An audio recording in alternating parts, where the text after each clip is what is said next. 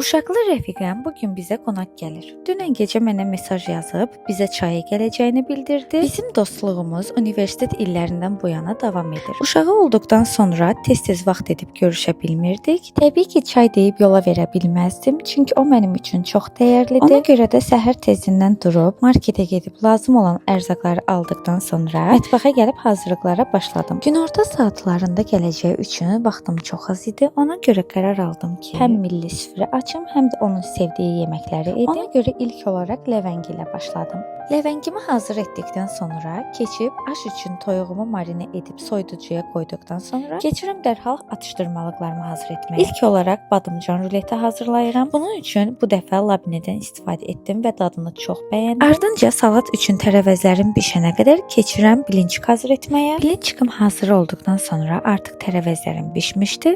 Ona görə keçirəm ilk olaraq nar salat hazırlamağa. İçliyini sadə nar resepti ilə edib üzərinə buraq ilə nar forması verirəm. Növbəti olaraq keçirəm tonqal salat hazırlamağa. İçliyi üçün kök, kartoşka, döşəti, qoz və əlavə olaraq qalansk pendirdən istifadə edirəm. Bu arada içərisinə əlavə olaraq smetan qatıram. Düşünürəm ki, bu formada daha ləzzətli olur. Və son olaraq paxlava formasında salat düzəldirəm. İçliyinə əlavə olaraq ət qatıram. Kənarlarına da ətlər əlavə edib gördüyünüz kimi paxlava görüntüsü yaradıram. Son olaraq keçirəm aşımı dəmləməyə.